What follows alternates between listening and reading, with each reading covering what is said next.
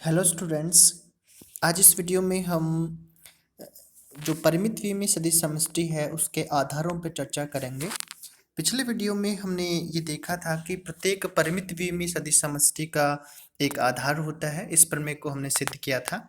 आज हम जो सिद्ध करेंगे प्रमेय उसमें ये है कि किसी परिमित द्विमीय सदिश समष्टि अगर है तो उसके दो आधार होंगे, उनमें अवयवों की संख्या समान होगी। दो या दो से अधिक आधार होंगे तो भी उनमें अवयवों की संख्या समान होगी।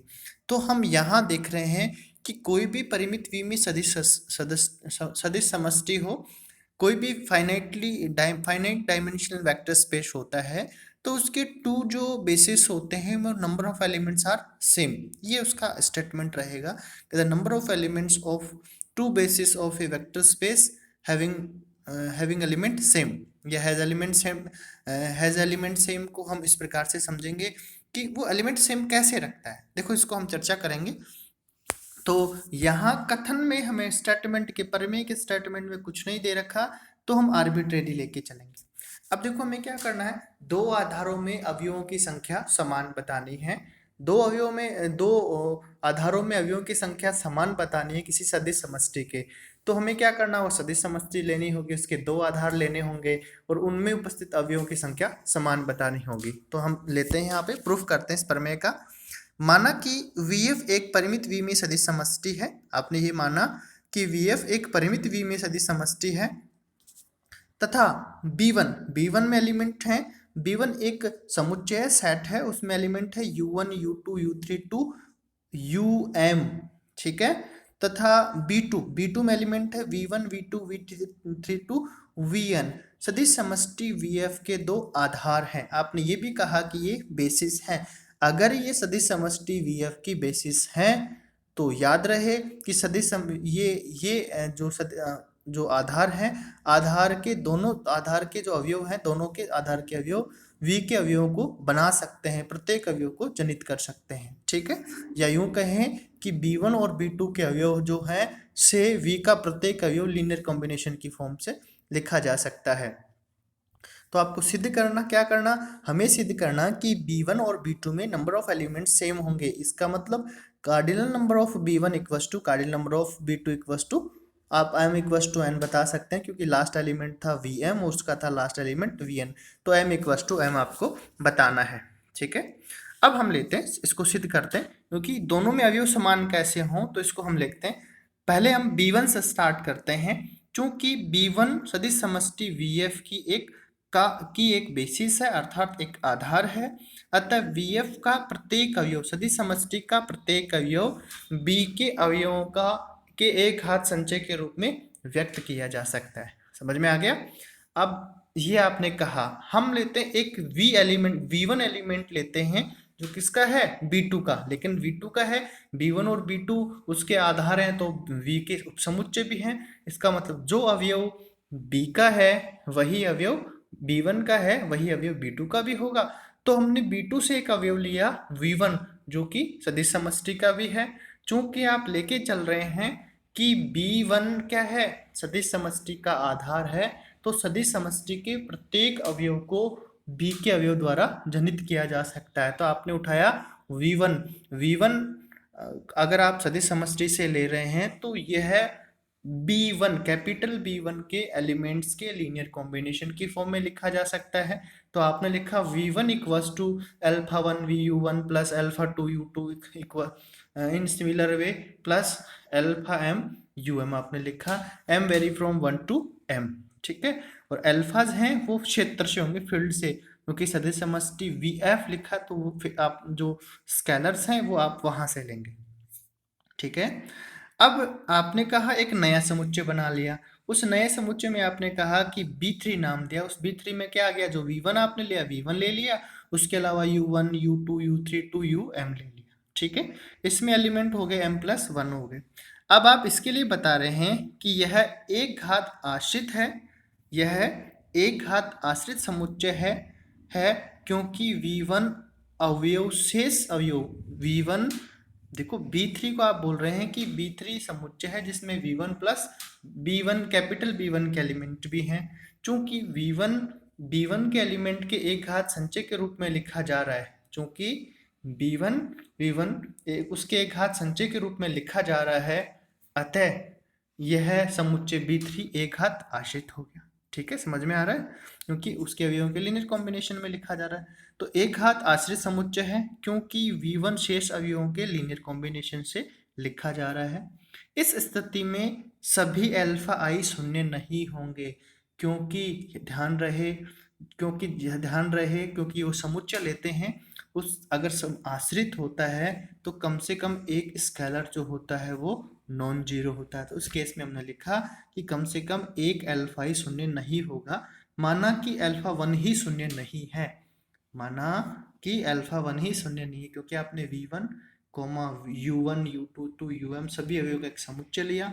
उसको आपने कहा कि इस टाइप के ये जो अवयव है एक घात आश्रित है, ये समुच्चय एक घात आश्रित है।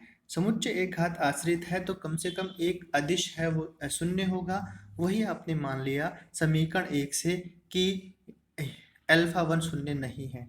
जब अल्फा 1 शून्य नहीं है तो समीकरण 1 से आपने क्या लिखा, अल्फा 1 u1 की टर्म को वन साइड किया, बाकी टर्म को वन साइड किया और u1 के लिए सिंप्लीफाई कर लिया। तो अल्फा 1 से आपने बोथ साइड डिवाइड कर दिया। अल्फा 1 से आपने सभी बोथ साइड डिवाइड किया तो आपको मिल रहा है कि u1 है वो इस फॉर्म में लिखा जा रहा है, u1 equals to alpha 1 inverse, आप लिख सकते हैं alpha 1 inverse v1 plus alpha 2 minus alpha 2 upon alpha 1 into u2 similar way में लिखा जा रहा है। अब आप देख रहे हैं कि u1 है वो कैसे लिखा जा रहा है, एक स्केलर टाइप में। तो जैसे v1 अपॉन 1 अपॉन अल्फा 1 लिखा जा रहा है ना, उसको आप नया कोई भी नया स्केलर फॉर्म लिख सकते हैं, a1 b1 a1 b1 a1 a2 b a1 a2 a3 a4 am तक लिख सकते हैं आप इसमें। तो आपको यहाँ मिला कि u1 भी है वो क्या कर रहा है, v1 u2 u3 u4 um के लीनियर कॉम्बिनेशन की फॉर्म में लिखा जा रहा है। अर्थात u1 अवयव जो आपको मैंने कहा उसकी फॉर्म में लिखा जा रहा है। तो u1 को हम क्या करते हैं, हटाते हैं तो आपको एक समुच्चय नया मिला, b3 से नया समुच्चय b4 मिला, उसमें अवयव आ रहा है v1 u2 u3 इन सिमिलर वे में आपको मिल रहा है um। ठीक है, पुनः v के अवयव b4 के अवयवों का एक घात संचय है। ध्यान दीजिए v के अवयव जो हैं, क्योंकि इसमें से हमने हटा दिया तो हम उसको बोल रहे हैं कि v के अवयव सदिश समष्टि के अवयव जो हैं b के एक घात संचय की फॉर्म में लिखे जा सकते हैं। तो आपने फिर से एक अवयव उठाया, v2 उठाया, आपकी बार v2 उठाया तो वो तो b4 के एलिमेंट्स के लीनियर कॉम्बिनेशन की फॉर्म में लिखे जाएंगे। तो उसके लिए आपने क्या किया, नए scalar b1 v1 plus b2 u2 plus b3 u3 similar way bm um की फॉर्म में लिखा। अब v2 तो किसका है, कैपिटल V मतलब सदिश समष्टि का है, और b1 b2 आप कहाँ से ले रहे हैं, ये स्केलर ले रहे हैं अपने क्षेत्र से, तो एक लीनियर कॉम्बिनेशन मिला।